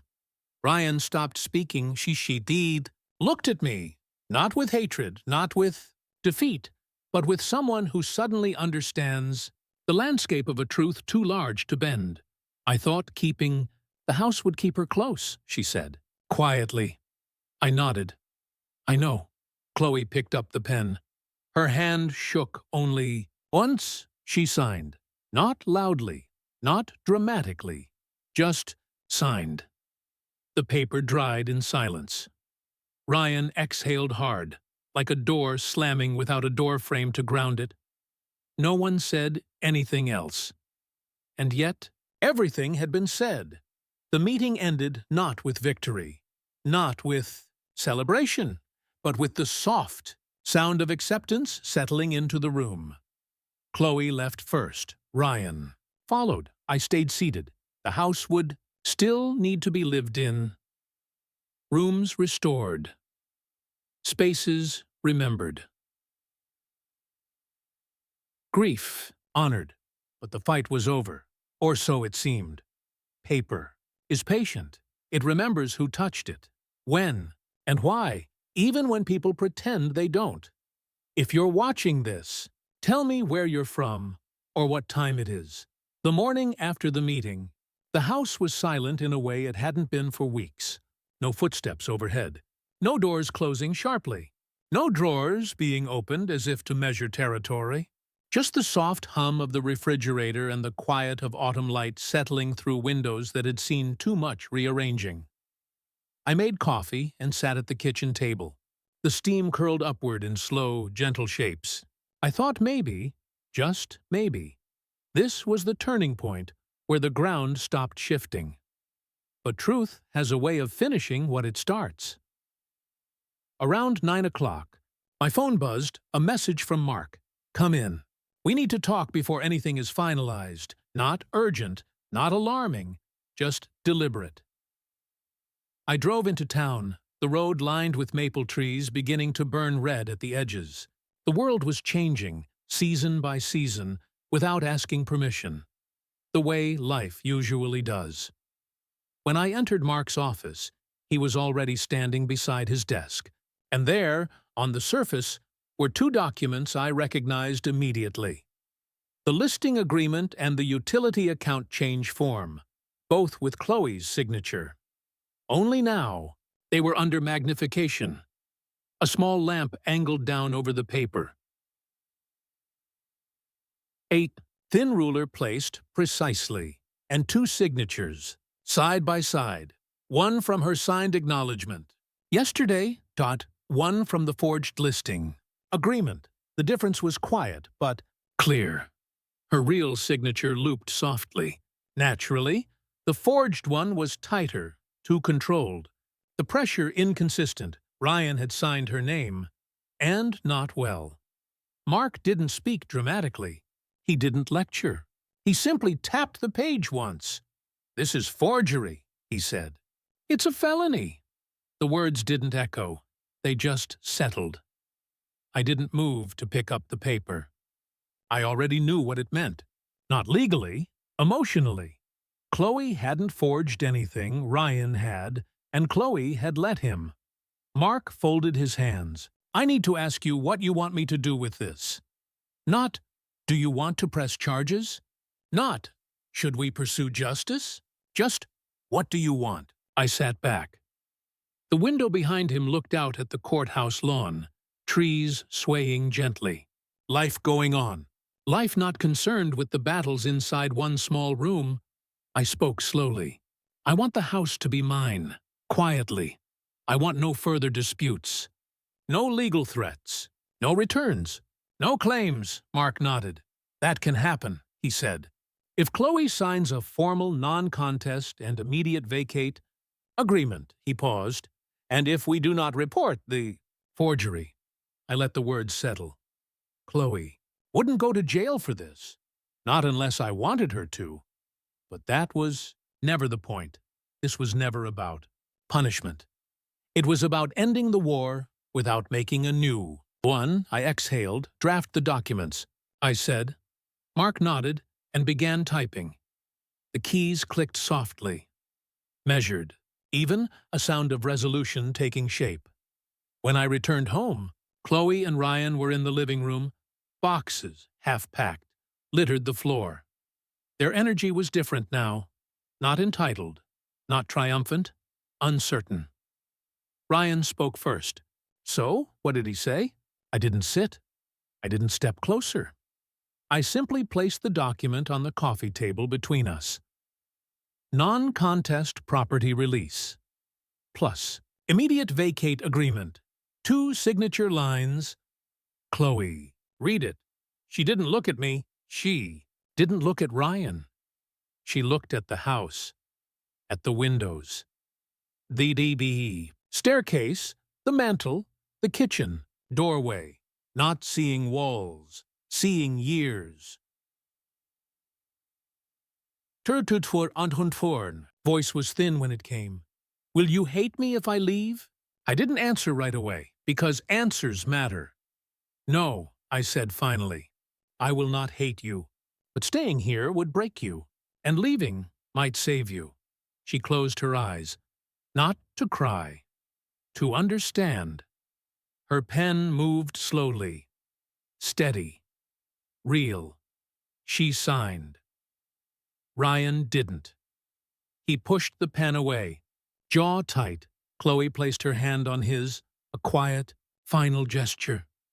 "Let it go," she whispered. He stared at her, a long, hollow stare, and then stood, stepping back as though distance might return him his pride. But pride was gone. Chloe picked up the document and handed it to me, not as defeat, as release. She walked upstairs, without another word, not to argue, not to reclaim, just to begin packing what remained of her life here. The house exhaled with her. Paper does not shout. Paper does not punish.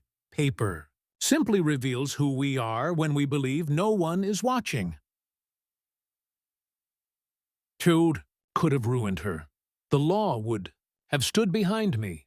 The signatures, the forged documents, the attempted transfer, all of it. But grief is already heavy.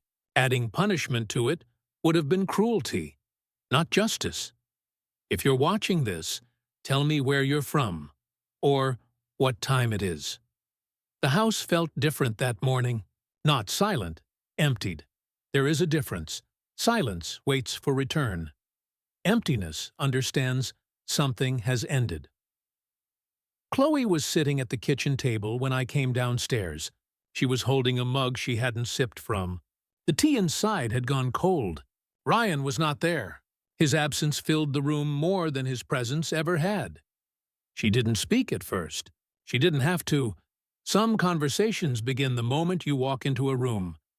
I sat across from her. "I'll be gone by tonight," she said, her voice steady but small. "I've already called for a moving truck." "It'll be quick," I nodded. "All right." The steam kettle whistled faintly, but neither of us moved to stop it. It cried for both of us instead. She looked up at me then, not with anger, not with blame, but with a raw, quiet ache. The kind that comes when a truth finally stops struggling and simply settles where it was always meant to sit. "I thought keeping the house would keep her," she said. I met her eyes. "I know," she swallowed, and for the first time she didn't blink it away. She let herself feel the sentence. "It wasn't about ownership," she said softly. "It was about not letting go. I was afraid that if I didn't hold on to something physical, she would fade." I nodded. "But love doesn't live in walls." Her breath trembled. "Then where does it live?" "In how we remember," I said. "In what we choose to carry forward." Chloe lowered her head. "Not in defeat, in understanding." She slid the signed vacate agreement across the table one final time. "Not as surrender, as acceptance. No courtroom, no lawyers, no extraction. Just two people who had both loved the same woman. Differently, imperfectly, and were finally learning how to respect that." We spent the next few hours in something that didn't feel like packing so much as unwinding. Removing her clothes from drawers, taking down photographs she had moved, folding the sweater she had worn the night of the dinner. She paused when she picked it up.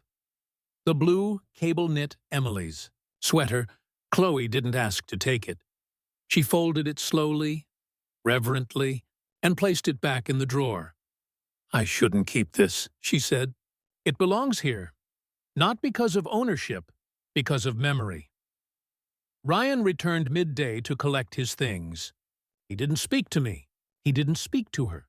Grief affects people differently. His chose pride as armor. He left without ceremony. The moving truck arrived late in the afternoon. Boxes loaded. Doors closed. Engines started. Chloe stood at the EE doorway.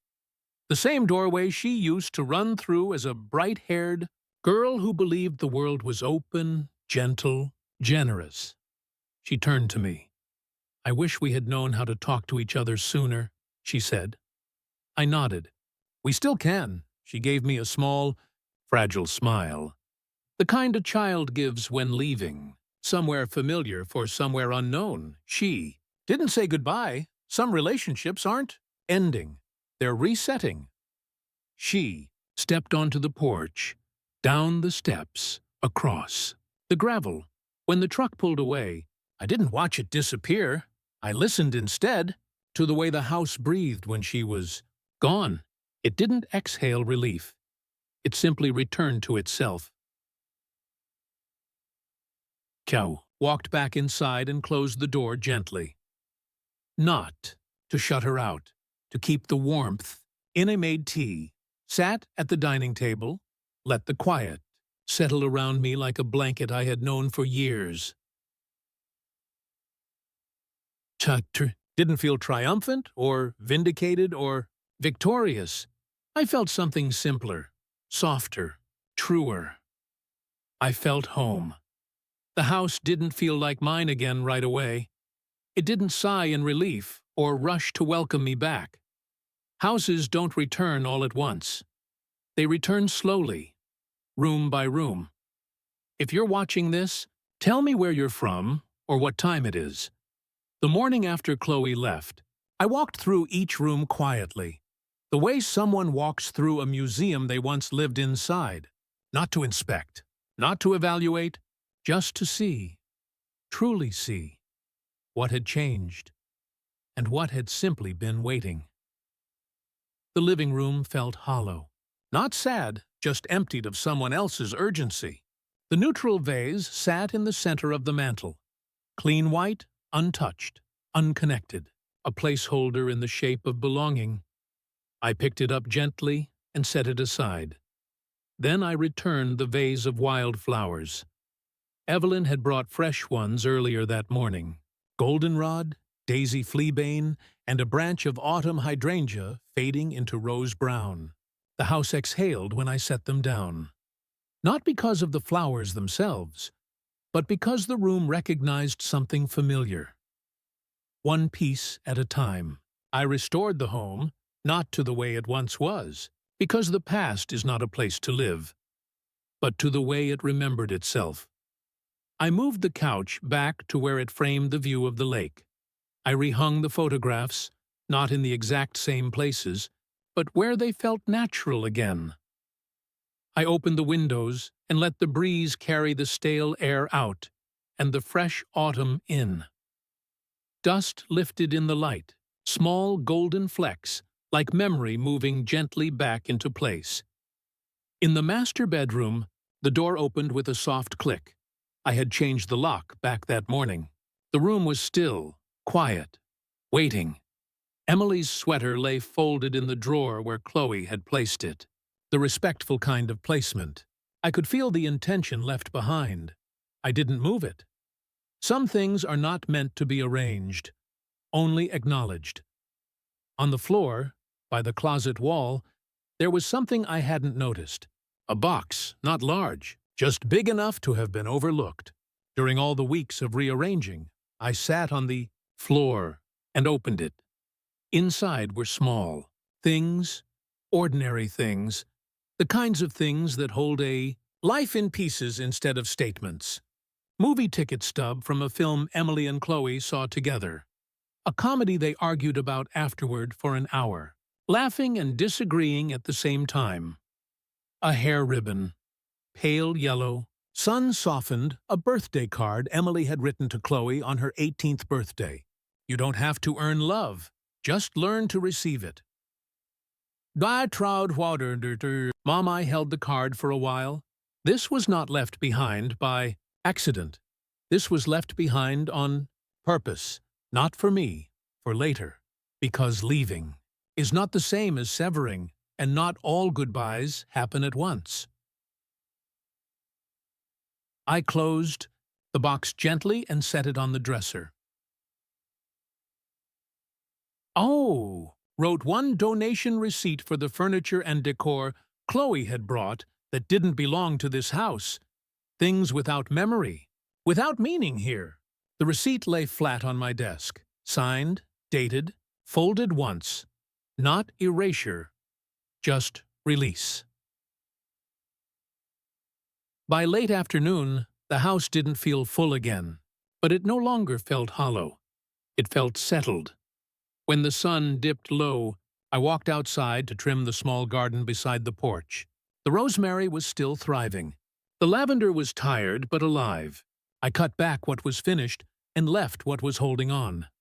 Evelyn came by with 2 mugs of coffee, not tea, because she knew I needed something steady, not soothing. She didn't ask questions. She just sat beside me while we watched the lake turn gold under the setting light. You kept the home, she said quietly. I nodded. Yes, but not the way I thought I would.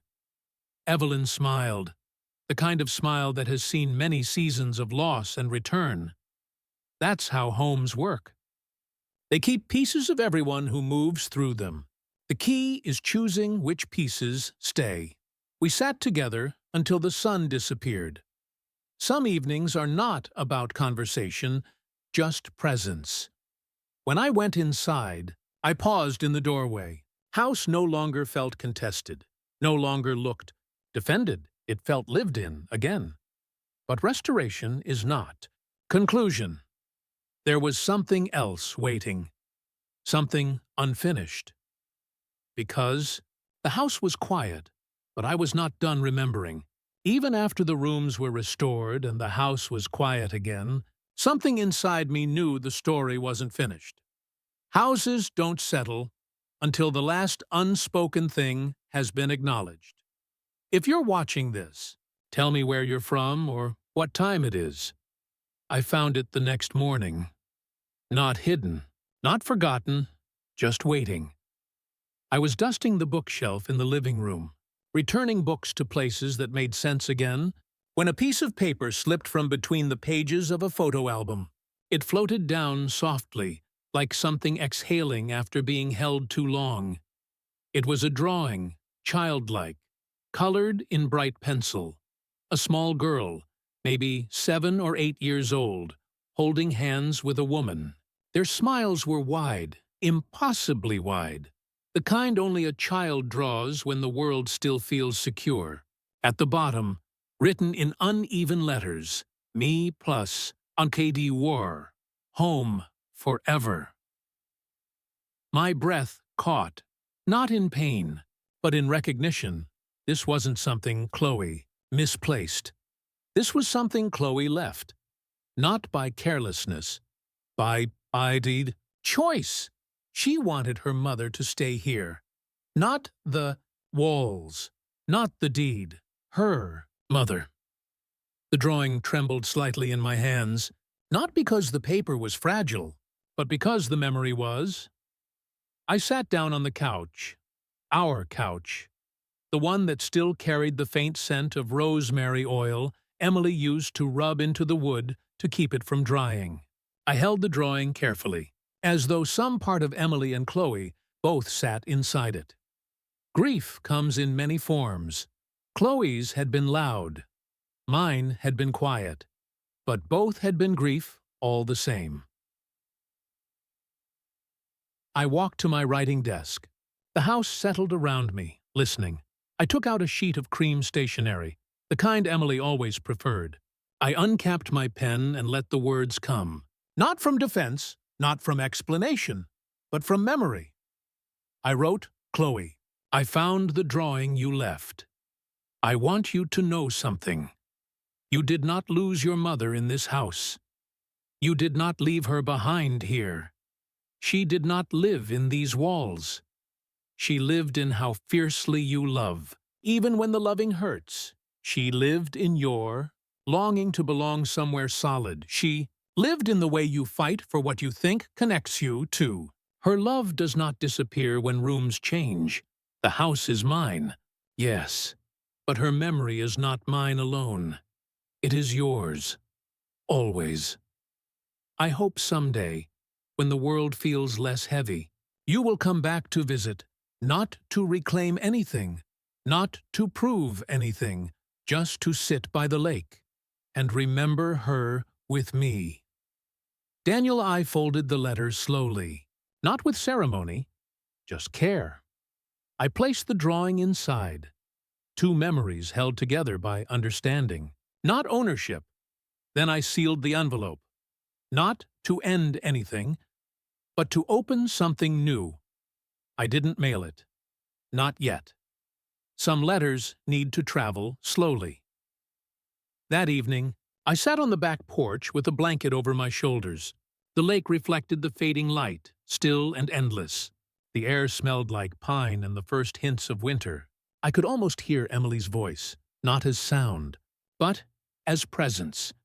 She would have approved of the letter, not because it fixed anything, but because it let the story continue. Inside the house, quiet settled again. Not the empty kind, not the grieving kind. A gentle quiet, the kind that comes after a storm that knows it has finally passed. A house becomes a home again when the people inside it stop holding pain like proof.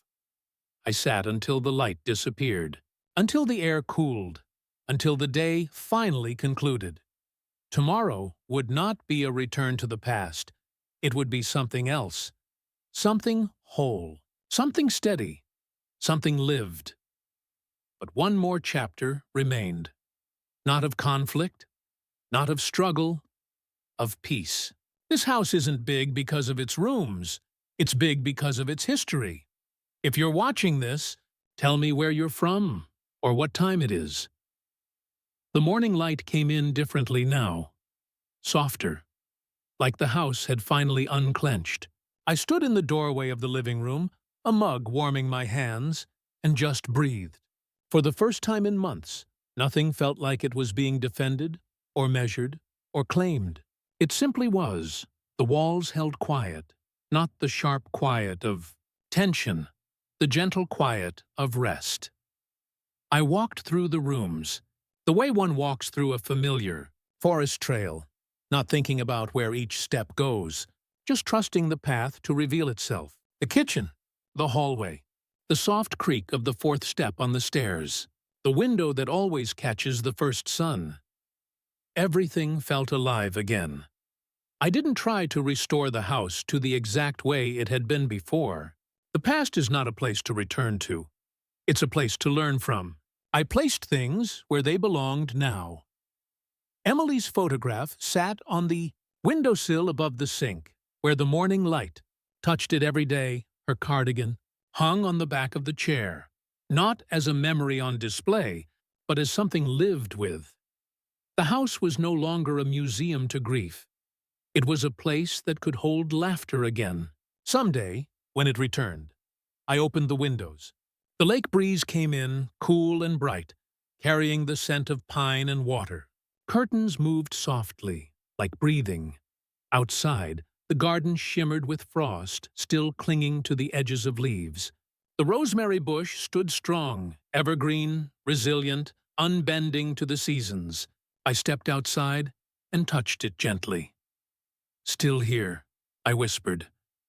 The plant said nothing, of course, but something in the air answered anyway. I walked to the shed and took out my tools, not because anything needed repair, but because homes grow when someone tends to them. I tightened the porch railing, replaced a loose hinge on the screen door, cleared leaves from the gutters. Small things, quiet things. This is what care looks like. Steady, unwitnessed. Real. Around midday, I heard footsteps approaching the porch. Light ones. Familiar. Evelyn. She stood there with 2 paper cups of coffee, her coat buttoned high against the cold. "No words needed?" she asked. I smiled. "Not today." We sat together on the porch, facing the lake. The world moved slowly, as if time itself had decided to stop rushing. After a while, Evelyn spoke softly. "You did the right thing. Not the easy thing. The right one," I nodded. "I didn't want to win. I just didn't want to lose what we built." She placed her hand on mine for a brief moment, a gesture that didn't try to fix anything, only to witness it. We watched the lake for a long while. The water was calm. The sky was wide. The house was steady. Later, when she left, I returned inside and went to my desk. I opened the fireproof box, the one where I now kept the important papers, Emily's will, the letter, the drawing Chloe left behind, the letter I wrote to her, waiting for the right day to send. I placed everything inside with care and closed the box, not locked in fear, protected in love. As evening came, I made tea, not out of ritual, out of choice.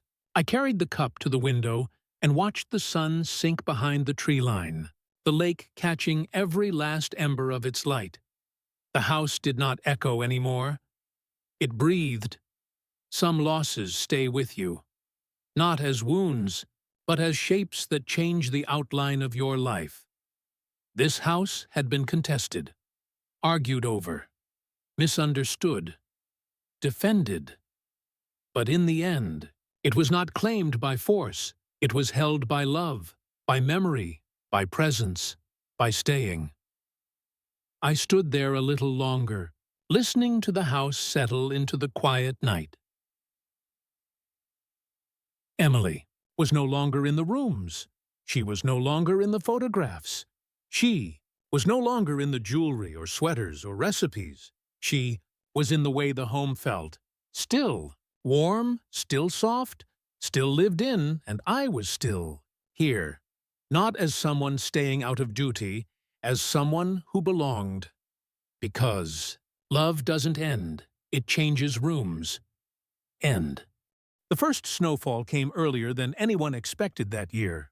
Not heavy, just a quiet dusting that softened the edges of everything it touched. The world looked like it was holding its breath again. If you're watching this, tell me where you're from or what time it is. I was in the kitchen, slicing bread, when I heard it. Footsteps on the gravel. Not hurried, not hesitant, just present. I didn't need to look to know who it was. Some things return because they were never meant to be gone forever. I opened the door before she could knock.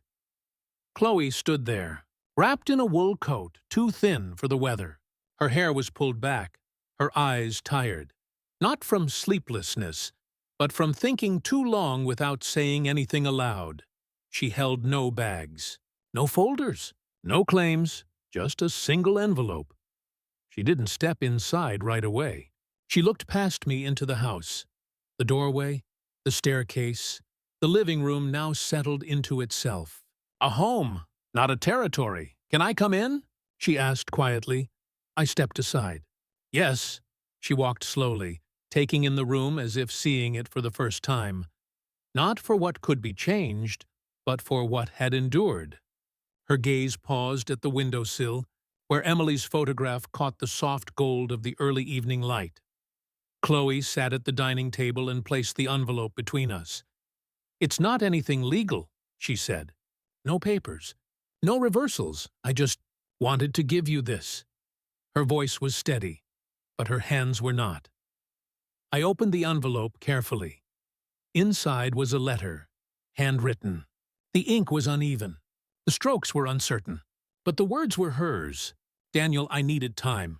Not distance, just time to understand what I was trying to hold on to. I thought the house was Mom. I thought if I had it, I wouldn't lose her again. But I was wrong.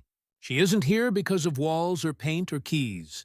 She's here because you loved her the way she needed to be loved. And I never learned how to love gently. I'm trying now. I hope someday I can sit at this table and not feel like I'm borrowing something that doesn't belong to me. Thank you for not breaking me when you could have. Chloe, I let the letter rest on the table, not to read it again, just to honor it. She looked at me then, really looked, not as an obstacle, not as a gatekeeper, as a person who had also lost something she could never name fully. I'm sorry, she said, 2 words, small, but large enough to rebuild something carefully. I nodded. I know, she exhaled, a slow release of months of held breath. We didn't rush toward forgiveness. We didn't hug. We didn't cry. We just sat, quiet, steady, present. The house recognized it. The air shifted. Chloe stood to leave after a while. She reached the doorway and paused. Can I visit sometimes? She asked. Her voice didn't shake. It didn't need to. It already carried truth. Not to change anything, she added quickly. Just to remember with you. I didn't hesitate. Yes, I said. You can. A small, real smile touched her face. The first one I had seen since before grief hardened her edges. She stepped outside. The snow had thickened slightly, catching in her hair and eyelashes. She didn't brush it away. I watched her walk down the path, not leaving, not returning, just moving forward. The house was warm when I closed the door. I walked to the living room and sat by the window.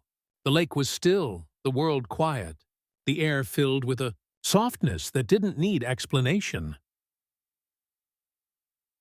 Homes don't stay whole because no one breaks them. They stay whole because someone chooses to rebuild slowly, patiently, without force. I looked at Emily's photograph. I think we're okay now, I whispered. The house didn't answer. It didn't need to, because for the first time in a long time, everything belonged exactly where it was.